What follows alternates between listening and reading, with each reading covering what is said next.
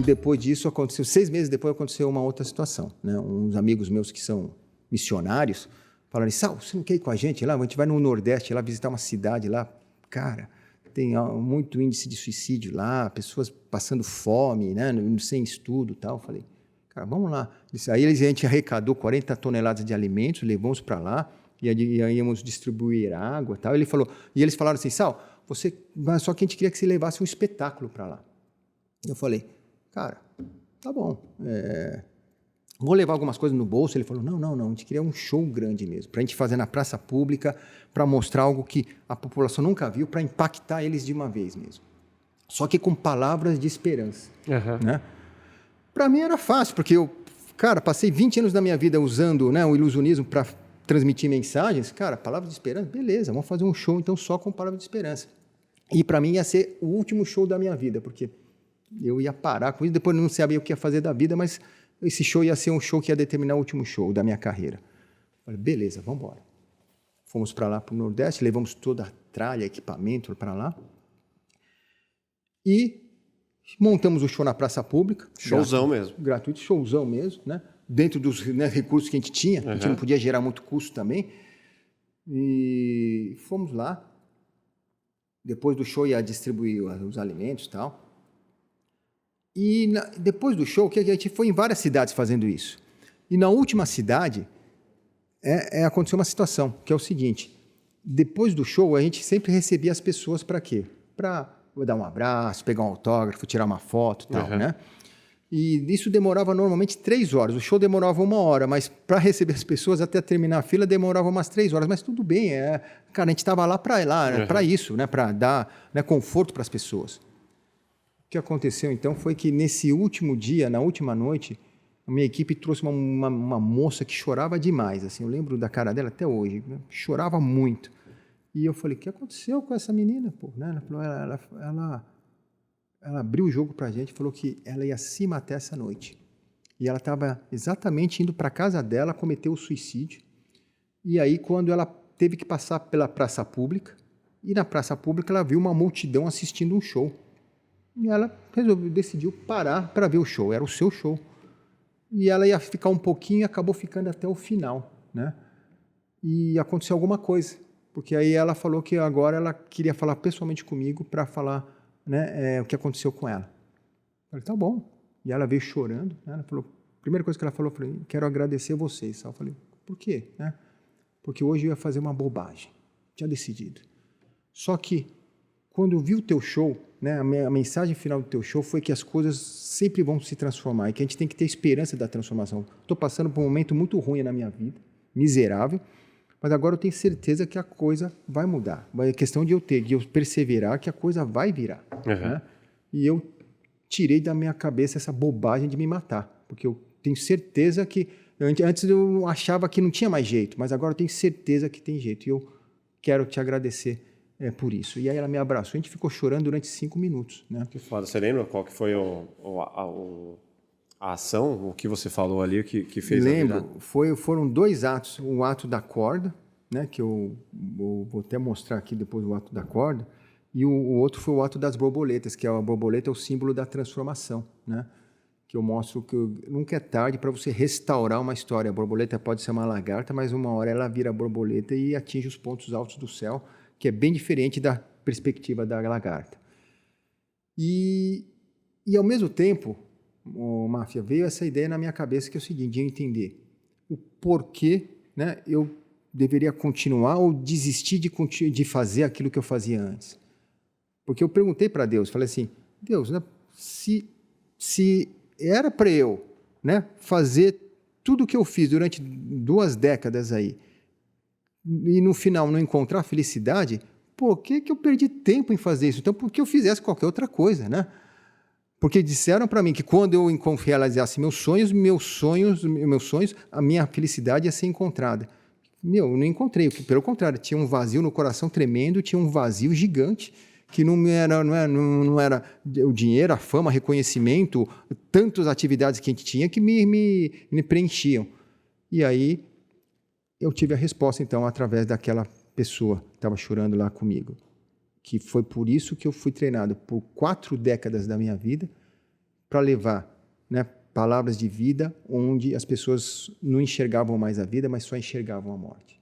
Foi nesse momento, então, que eu tomei uma grande decisão da minha vida, de que não era para eu parar com a mágica, simplesmente eu tinha que parar da maneira que eu estava levando a mágica, ou seja, que era justamente para minha satisfação pessoal, para minha vaidade, para o meu orgulho, né, para eu mostrar para os outros que eu era melhor que os outros, ou que era, né, que eu era um cara que pertencia a esse país. Então, isso que eu comecei a enxergar.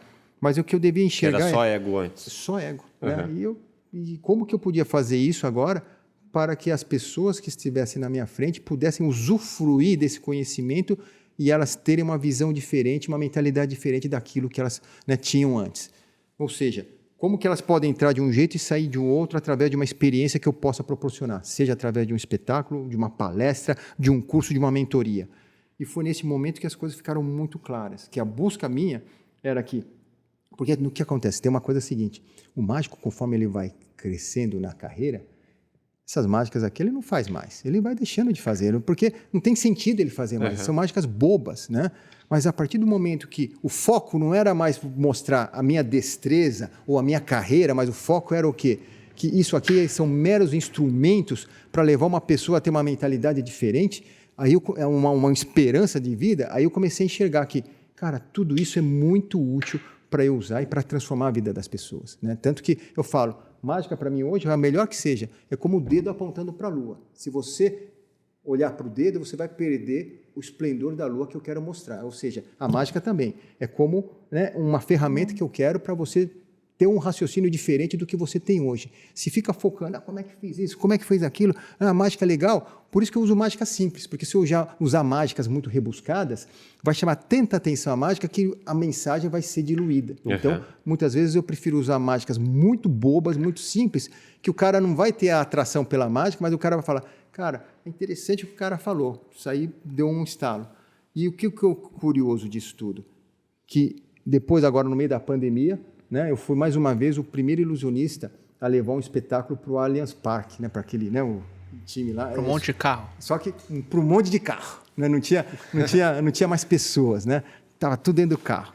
E 500 carros estavam lá e não tinha mais aplauso, eram buzinas. Era, né? Buzina. Buzina. Teve uma época que era só a luzinha, né? Agora era buzina. E aí tinha, e o curioso é que nesse evento do Kaiser tinha 50 mil pessoas assistindo online, né? E nesse dia eu fiz também essa mágica da corda, porque o conceito lá não era eu divertir as pessoas, era levar uma mensagem. As pessoas estavam lá porque elas estavam perdidas, era no auge da pandemia, 2020, né? Então eram empresários que estavam falidos, quebrados, que tinham buscando alguma solução, alguma esperança de vida. E nesse dia eu fiz o da corda. E naquela madrugada mesmo, eu recebi uma mensagem depois pelo Instagram. E qual que era a mensagem? Eu falei, Sal, cara, hoje eu ia me matar. O meu negócio estava um lixo, tudo que eu investi eu perdi por causa da pandemia. Cara, e eu falei para minha esposa que não tinha mais solução.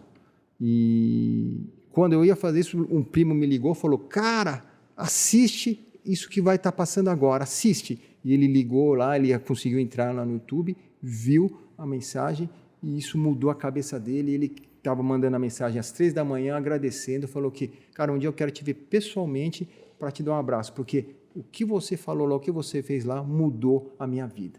Então eu comecei a entender, né, que hoje, assim, claramente, tudo isso que eu faço, ou é para transformar a mentalidade, a visão de uma pessoa, ou então não tem mais sentido fazer.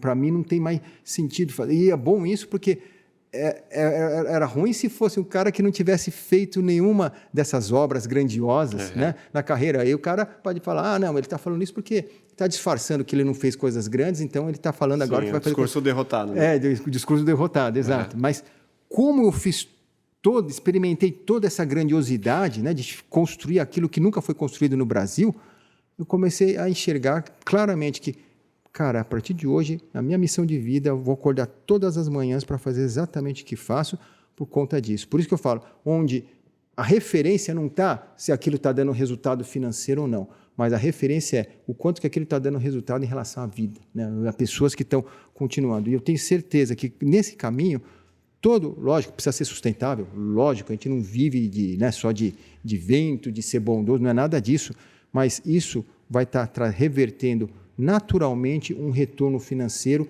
para que possa achar um sustento disso aí. Assim como a gente fez quando criou o ilusionismo, cara, não fazia nem ideia como sustentar isso. E apareceu uma maneira de sustentar o ilusionismo por 20 anos e realizar os maiores projetos de ilusionismo, né, da história, não só do Brasil, e alguns do mundo também. Né, porque tem projetos que eu fiz que até no mundo não foram feitos esses projetos. Agora também estou nessa nova jornada que eu acredito que o quê? Cada um desses objetos são úteis para quê? Para que eu possa ajudar pessoas a encontrarem um caminho quando elas já perderam a esperança. Usar a mágica e o ilusionismo como um processo de transformação, é basicamente isso. Exato. E como fazer isso atingir as pessoas mais pobres, que não têm acesso a isso? Pois é, esse é um grande detalhe, porque o grande custo de tudo isso, que nem, por exemplo, se não tivesse lá no Nordeste, naquela missão, né, onde nós fomos como voluntários para lá e cada um, né, arcou com suas despesas para chegarmos até lá, não tinha um órgão do governo. Mas eu digo assim, atingir o pobre no sentido dele conseguir usar isso para que a vida dele se transforme, não como o momento que ele está mal e deixou de se matar, mas em si como ele consiga ver aquilo como um trampolim para que a vida dele passe a desenrolar através da mágica, sabe, como um ofício. Entendi. É por isso que hoje nosso maior empenho está sendo o quê? Onde estão, né? Onde a população mais está? Como é que elas... Por isso que televisão, o pessoal fala, televisão já era, né? Porque agora entrou a internet, tudo na internet. Mas ainda a televisão ainda é um lugar onde, né, a gente foi em todas as casas lá, todos eles tinham uma televisão, pelo menos, né? Talvez não tinha um computador, mas uma televisão eles tinham. Então, televisão é uma fonte ainda de nós transmitirmos isso. Outro lado, o digital ainda, né? Então, o pessoal agora está começando a colocar o digital nas camadas mais, né, mais baixas da população em relação à camada econômica, social. Então, também é um outro ponto que a gente tem que estar sempre mantendo. Em outras palavras, como que eu posso usar todo esse material, né, e usar esses veículos de comunicação para atingir mais essas pessoas? Então, é isso que eu tenho que observar agora, ficar de olho, né? E começar a me envolver, fazer parcerias com projetos, com pessoas que já têm esse canal, por exemplo, aberto, e que é onde a gente possa levar esse conteúdo para essas pessoas, como você falou. Não o cara que, né, por acaso, teve uma queda na vida dele, mas sim umas pessoas que talvez nunca tiveram alguma coisa que fosse sustentável na vida deles. Pessoas que realmente passaram miséria a vida toda, né? Então, se bem que é o caso bem dessas cidades que a gente visitou, era muita coisa disso. A pessoa vivia uma vida miserável, né, desde criança. Ela nunca não tinha essa visão, né? Hoje em dia, com a internet, a pessoa tem até mais uma noção do que das coisas, mas ela não tinha essa visão do que era ter uma vida, né, saudável. Por isso que lá tem muito abuso, tem todo tipo de coisas ruins que você imagina, né, nesses lugares. Você, né, vê relatos, você vê crianças que passaram por tudo isso, porque não tem referência de nada do que é bom, né? É uma coisa que tem muito mais a ver com o instinto animal das pessoas fazerem o que conseguem fazer do que realmente a pessoa ter uma escolha para fazer as coisas, né? Então, esse é um ponto que a gente quer colocar. Por isso que a nossa ideia é cada vez mais estar dentro de projetos como esse, que não tem um projeto Pão na Mesa, que é justamente colocar comida para lugar onde está faltando comida. O cara nunca teve comida, né, todo dia para comer, né? Que nem tem um casal de amigos meus que eles adotaram um menino e o menino falou: mãe, a gente vai comer hoje, né? A mãe: sim, a gente vai com certeza, né? Vai ter carne hoje. Aí o menino: tá bom, porque onde é que eu estava, a gente não comia, né? Tinha muitos dias, a gente passava dias sem comer, por isso que eu pergunto se a gente vai comer hoje, né? Ou seja, os filhos dela, né, perguntavam o que eles iam comer, né? Ele perguntava se ia comer, vai comer. Né? Então, são coisas assim que a gente só acredita que não é também fazendo esse assistencialismo, muitas vezes, de você ficar só, né, dando as coisas, fica aqui na minha mão e eu vou te dando alimento, mas como que você pode fazer a pessoa pensar, né? Como que você pode fazer com que a pessoa, né, esteja lá pensando? Por isso que eu acredito muito nisso, porque isso aqui é uma forma da pessoa pensar de uma forma agradável. Ela não é uma coisa que, vamos estudar aqui, vem cá, vamos estudar. Não é estudar. Deixa eu te mostrar uma coisa. Cara, que legal isso. Sim. Não é legal isso? Então, mas para acontecer isso, por exemplo, aqui, isso aqui, né? Isso aqui é muito simples. Isso aqui. Que legal, tá? Faz aqui, né? Ah, apareceu, que legal. Sabe como é que faz isso aqui para acontecer? Para acontecer isso, eu tenho que encher a varinha com essa florzinha. Se eu não encher a varinha com a florzinha, quando eu fizer isso, não vai aparecer nada. Né? E isso é o que acontece na nossa vida. O que é que você tem colocado na tua cabeça? Né? Porque se você não coloca aquilo que é certo na tua cabeça, na hora que você tem que fazer aparecer alguma coisa boa, para as coisas acontecerem, para um trabalho acontecer, ou para você, né, ser um cara mais preparado para o mercado, isso não vai acontecer. Sim. Então você tem que aprender que, né, o que você coloca dentro da sua varinha, ou dentro da sua cartola, é o que vai sair na hora do espetáculo. Naquilo que eu falo. Nem o melhor mágico do mundo vai tirar algo de uma cartola que está vazia. Ou seja, nos bastidores ele teve que encher a cartola, o fundo falso pelo menos, daquilo que ele quer tirar na frente do espetáculo. Ou seja, e se o cara coloca escorpião lá dentro, não adianta na hora do espetáculo achar que vai sair um coelhinho fofinho. Não vai sair. Então, o que é que ele coloca e se ele está colocando? E eu falo que o grande segredo do mágico qual que é? É que ele sempre mantém a cartola cheia, porque aí, na hora do espetáculo ele sempre tira aquilo que vai surpreender a plateia. Animal. Bem legal esse paralelo, né? Acho que, vamos pedir uma mágica final. Vamos. E já temos 2 horas aqui de podcast. Prepara a sua melhor aí. O que você tem para oferecer? Fazer aqui Deixa eu ver. Como que é o nome desse tipo de mágica, assim, tipo, explícita? Como assim, explícita? Assim, tipo, muito próximo, assim, sabe? Isso aqui chama-se close-up magic, né? Close-up. Close-up magic, close-up e tal. São mágicas, né? São mágicas que você coloca no bolso e você saca na hora, né? Tinha o lance da corda, né? Que ele ficou de mostrar. Tem o da corda.